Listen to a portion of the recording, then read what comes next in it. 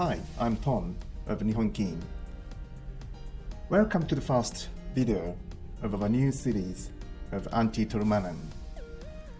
Antti got certified a professional wandan in Japan in 2016. For the European, it was first time since Hans Beach achieved it in 1997. I interviewed him about how his professional life is in Japan, particularly about how he could become professional in Japan, and also talking about Japanese professional and European professional. And finally, talk about what he wants to do in future. In this video, Antti will also give you commentary on his most unforgettable games. One of them is chosen from Pro Tournament game.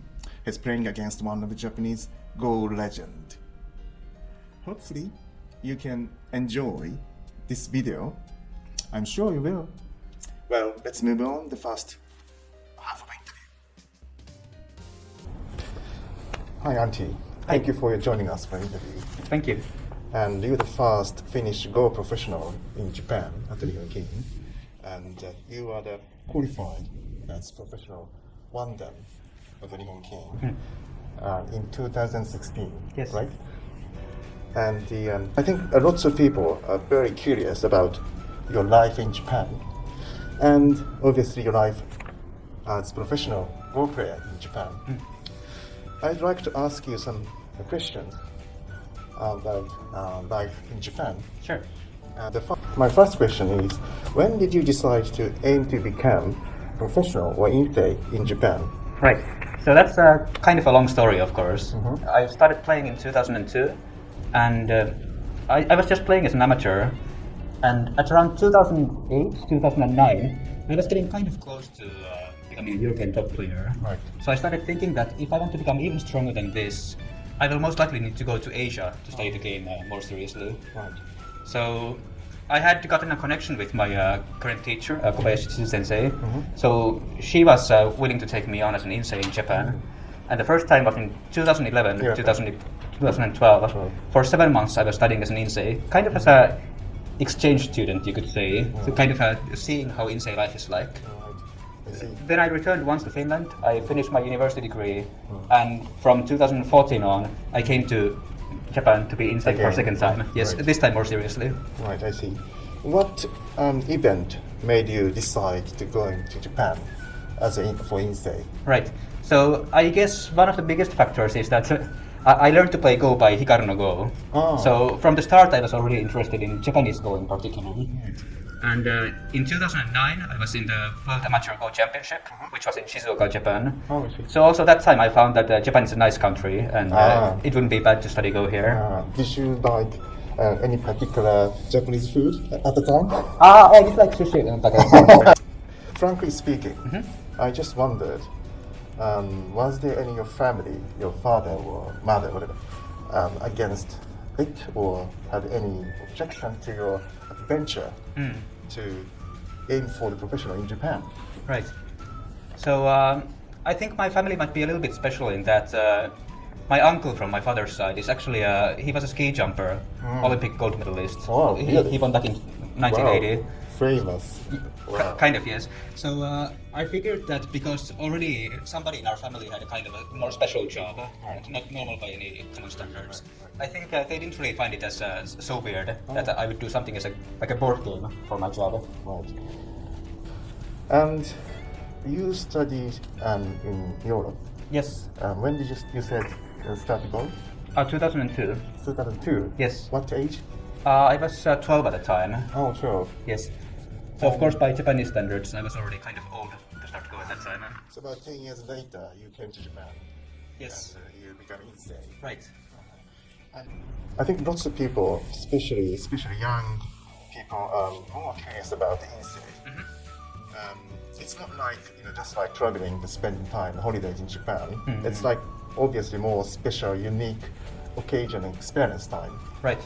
And tell us some interesting, funny story, and also most shocking, surprising event when you were inside. Okay, let's see. Well, for one thing, of course, Generally, we should think of an INSEE as a very serious Go students, right? They're still children who are going to normal school Yeah. on weekdays. And after that, on the weekends, every weekend, they play training games with each other. And it's a very kind of a competitive system, right? Because Yeah. you play in class, let's say C, and if your score is not good enough, then you drop to D and you play more games with faster times and, well, that kind of Right. a competitive-based system, right? Yeah. So you would normally think that they are very serious students, but at the same time also it's kind of funny that they have a very good sense of humor and Oh, they are serious, but they have a. they are serious, but they're still easygoing from time to time. Oh. So, What kind of? so if you're talking about funny experiences, for example, so one time when I was playing in A class, well, there was one INSEE kid who liked telling jokes. Right. So one of the days he just started preparing for a joke. So he would start reciting the names of Japanese professional players and add a small twist to it. Like he would say Yama, but it would come out as Yama. So he would add the yeah sound inside there. right. Kobayashi. And of course there was a point to it. So every afternoon in the INSEE training, there's a visiting professional who comes to teach the children. So the moment the teacher of the day just came inside the door, Right. his name was Oya Koichi, by the way. Oh yeah. Oh, Ah, yes, so his this name. kid would just go, oh yeah! And everybody starts laughing. Oh, I see. Even though it's serious. I mean, I couldn't help it myself that time. I see. It's quite funny. And on the other hand, have you got any surprising, shocking moment events when you're insane? The culture shock? Do you have any Culture culture shock. shock? Or Not as far as it goes to INSEE training, I guess, but if you say shocking, then I would say when I got 2 cockroaches in my apartment. We don't have those in Finland. like this cockroach in your country. Not in my country. I saw one in Spain, a big one. But when you have 2 of this size inside your apartment, this? yes, I couldn't sleep that night. Next, I'd like to ask you about how did you study, mainly while you were insane, and how many hours did you spend on studying?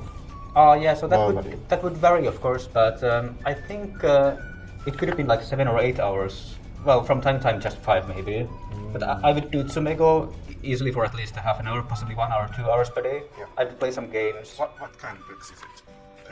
Tsumego. I would basically. I was doing most of the classic, so Gokyo Shugyo, Gengen Gokyo, a little bit Igo Hatsuyoron, but not too much. Too difficult for yes. Or amateurs.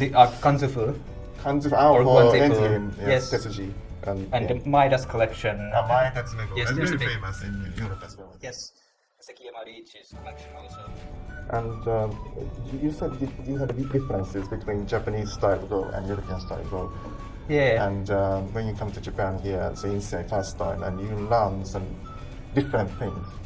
Yeah, from them. very much so. Like that kind of basically describes my whole Go career up to the point. Because when I first started to go in Europe, it would basically there wasn't really anything like a formal Go education. I would just play games, learn by experience, accumulate experience, and maybe learn some Tetsuchian techniques and so on. But when I first came to Japan in 2012 and 11 and 12, and I was studying as INSEE, so we had this English class for professionals where we had professionals would come inside and they would teach me Go, but I would teach them English in exchange. Yes, right. exactly. So they would review most of my INSEE games. And very quickly I figured out that there was really a lot to Go that I didn't understand at the time. Like what? The actual way of thinking, like how you evaluate this kind of position, how you're supposed to decide your goals or plans on the board, or fixed or like when you start thinking about it, there's a lot of stuff on the floor function that doesn't translate over. Like if you say Niri to Sanseki, so it means the shape where you have an Go cover. extension and then a free space extension which you're supposed to play. It doesn't really have an English equivalent. Oh, And for Japanese, you just say a few words and you have this very complicated concept translated immediately. So that was something that I had to basically learn from scratch at the time. learn from the professional players. Yes, at the exactly. English class Yes. at the time. I see. And actually, it's kind of interesting because even before I came to Japan, I had this Chinese amateur teacher who had been coaching me basically, and he had gotten this kind of a formal Go education in China when he was young, but because he didn't study it for long enough, he wasn't really able to explain it to others. But when I would discuss Go with him, he would understand the concepts, the Japanese concepts, Right. which I was explaining to him, Right. even though he couldn't really put it to words himself. So clearly there's a different way of thinking in Go in the West and in the East. Right. I see. That's quite different. Yes. And so, after this interview, you will give us some commentary of your selected most impressive game. Yes. From the pro qualification match. Right. And tell us which game you're going to give us commentary. Right, so I decided I would show the first game of the professional exam. There's many reasons to this. First of all, this was an opponent that I was able to prepare for very well. One Serbian Insei who was living in Japan at the time had played against in a kind of pre-preliminary Right. against the same player. Right. So I had been able to prepare for just this kind of opponent. And second thing is that the game was very narrow. I just won by half a point in the end. Wow. And I also became pro with the narrowest possible margin. So if this game had been just 1 point different, I wouldn't be pro. Oh, that's kind of turning Yes, point game. Exactly. And also because I was able to win this game, it also gave me confidence, which most likely affected my results. It's a big half-point game. Yes. And the opponent also became professional from that exam. So it's also a very high quality opponent. Right. So, right. Thank you. Thank you for talking with us. And, Thank you. Shall we move to your commentary on the game? Sure. And thank you very much. Thank you. From now on, I will introduce the first game in the Professional Go Qualification Tournament 2016. I played this game as white, and the opponent was Oomote Takuto, who also became professional from this tournament. Now, before we start this commentary here, I should just emphasize that I was able to prepare for this game very well. So, already some time ago, before this game, I was able to see some of Oomote's games. So I was able to know that he plays in general very territory-orientedly. And of course, you could also say that when you're playing Go, it doesn't really matter what the opponent is doing, because you just need to do what feels right to you. But at the same time also, this is the professional qualification tournament, so if that win is worth something, this is the time when you really need to get the win. So I was willing to use any possible methods to give me a better chance of winning the game. So I prepared a kind of strategy against Oomote, and I will show this in a bit. Alright, let's have a look. So I was playing white in this game, so I just recorded this game from my own point of view. Black actually did play in his upper right corner. So, for example, this Q12 is already a move that you wouldn't really see normally.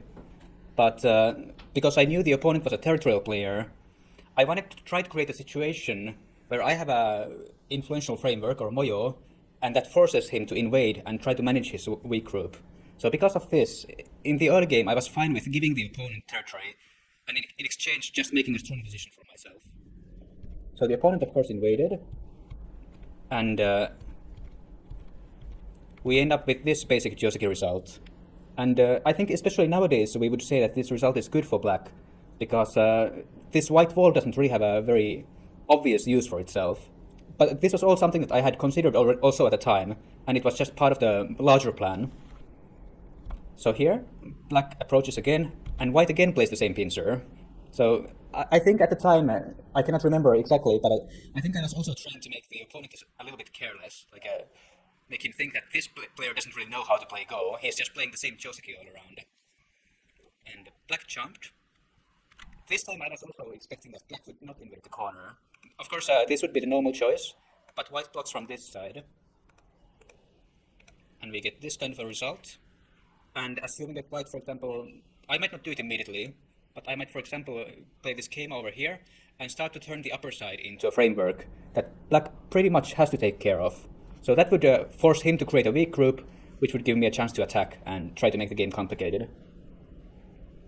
So I was expecting this would not happen, and black also simply played the F15 jump here. And I was expecting black to play the normal Joseki here, but he already deviated a little bit. He played the H17 attachment. So if we first see the normal Joseki, black would play this slide over here. And this was pretty much also what I wanted.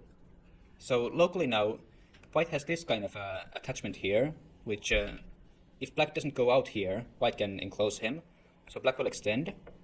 But in this case, let's say white plays this push first, then also attaches here, and wedges here, So black will answer. So white can start an extremely big call point. And what's more, white actually has kind of a call threat for it, which he can play. So now if black answers, white captures, and black has no call threat. And this would be a kind of immediate knockout. Black cannot do that. So black has to finish the call maybe like this. And white can capture this S15 stone. The corner is not completely dead yet, but in general white gets a very nice position in the upper right corner.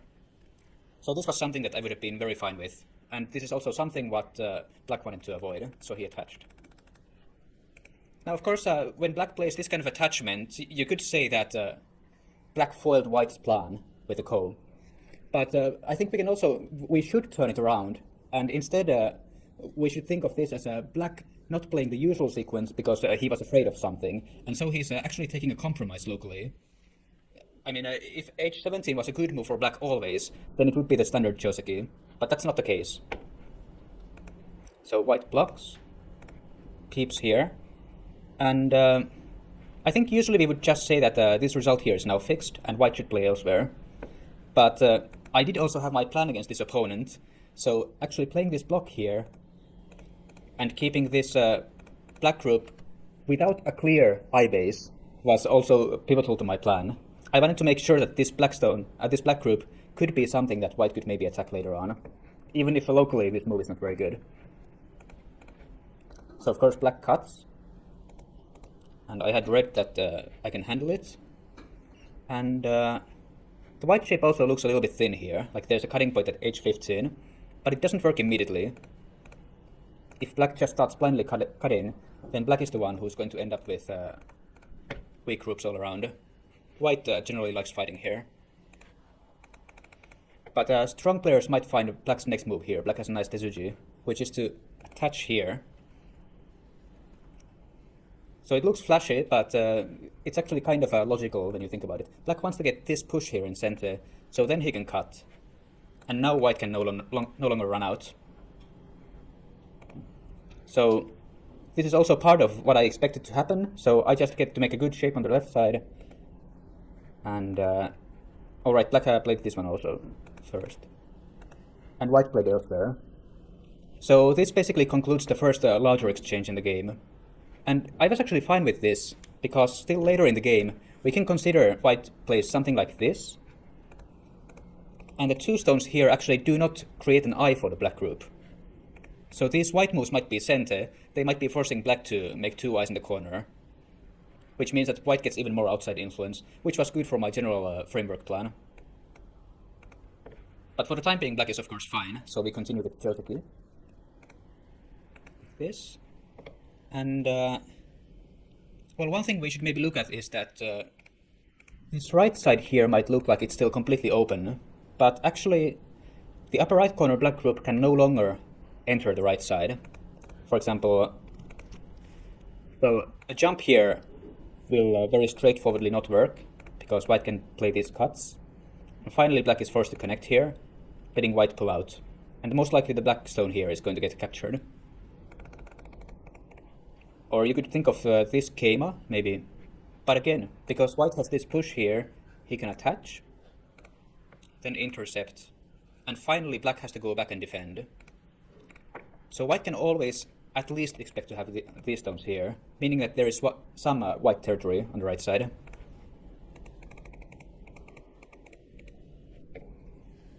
Okay, but for the time being there's just one empty corner, so white of course goes there. And black plays a pincer. This is also, to me when I was playing this game, this is one of the moves that basically tells me that black is a little bit afraid of my plan, of what I'm doing.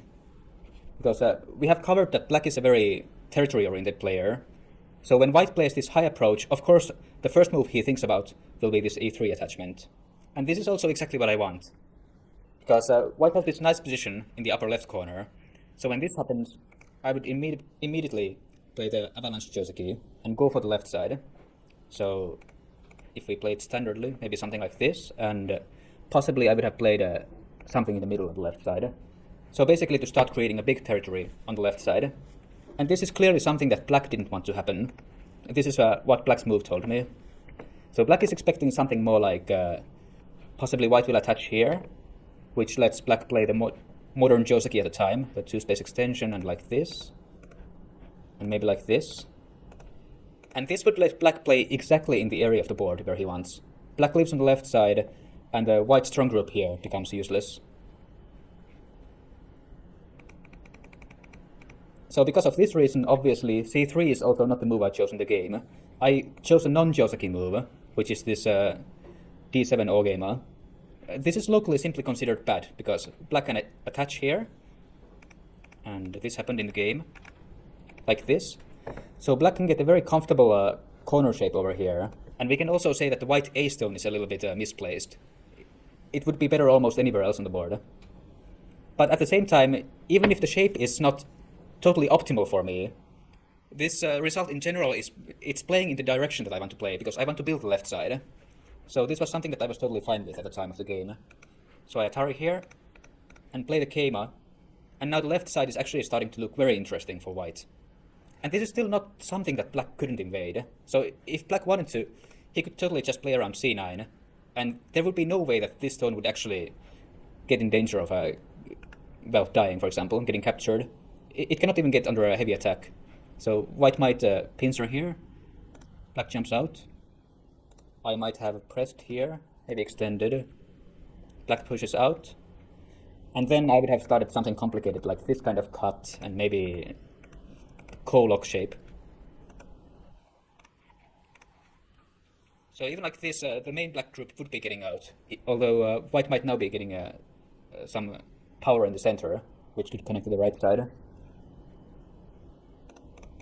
So anyway, that could have been a black option, but I was expecting that black would actually not do it, because when white plays like this, black's left side invasion is obviously something that white is preparing for, and I also figured that most likely this Omote would not like to play in that fashion, so he just played on the lower side, very peacefully. But in my opinion at the time, this is just exactly what white also wants. So first I play this center move here, reducing the lower side. So black jumps in the center. This is to prevent the white move at A here, which would also be threatening the upper left corner group. So I turn the right side. Now the right side white territory is even bigger than before. Black defends the lower side, which is also territorially big. White plays on the left side, so now the c9 invasion will be practically impossible. Now I think there's a good chance white will actually kill the invasion. Black takes a big endgame point, white takes a big endgame point. So finally at this point of the game, we can basically say that black got the kind of game that he wanted. Finally it became a territory-oriented close game.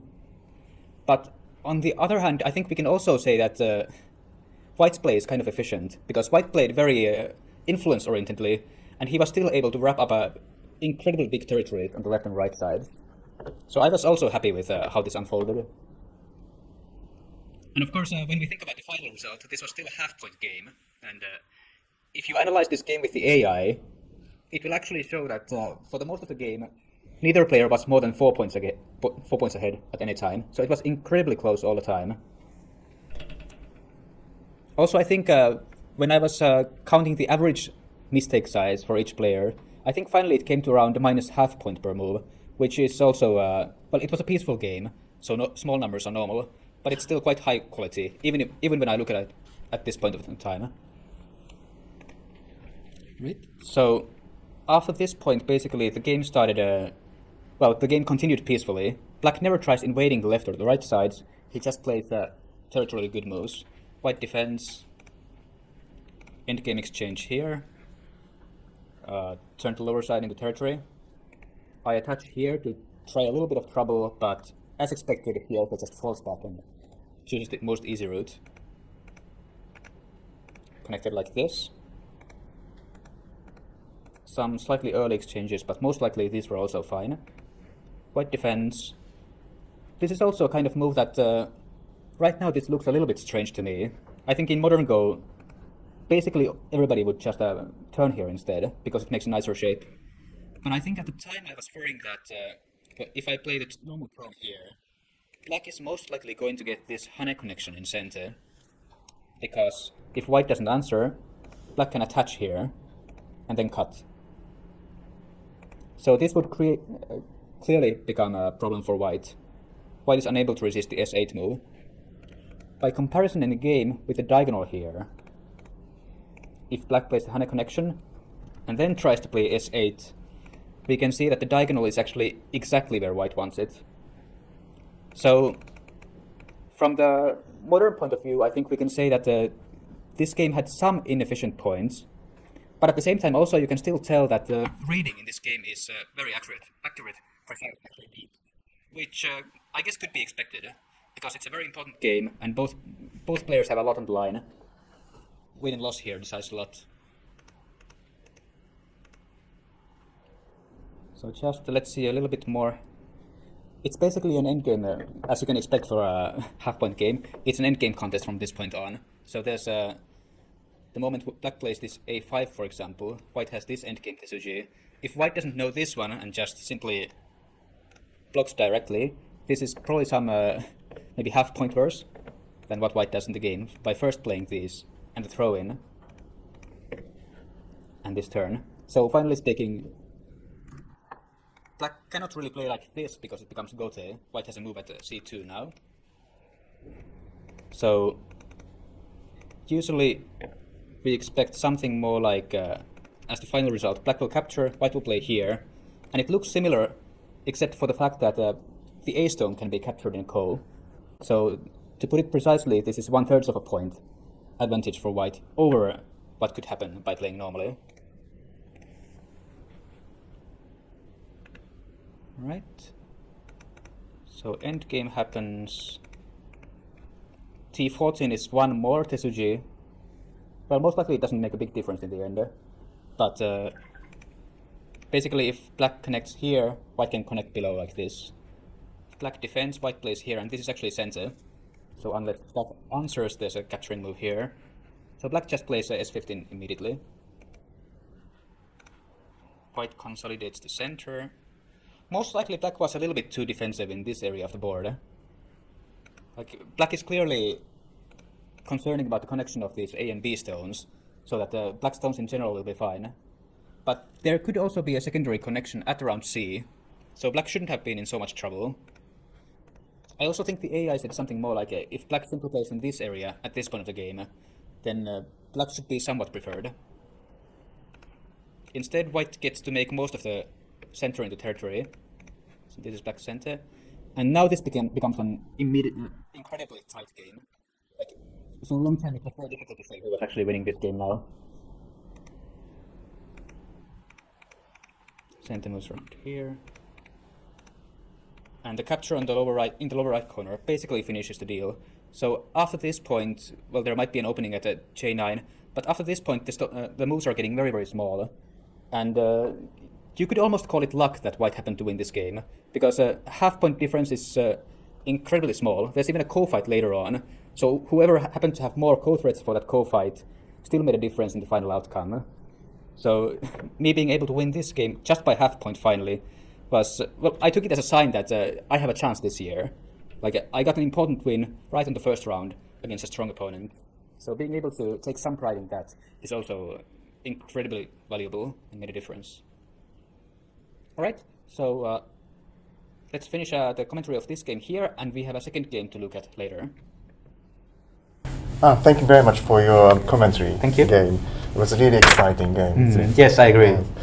And we can talk about his life in Japan as a professional for next time. And that's it for today. Stay tuned. Thank you for watching. See Thank you you soon. Bye.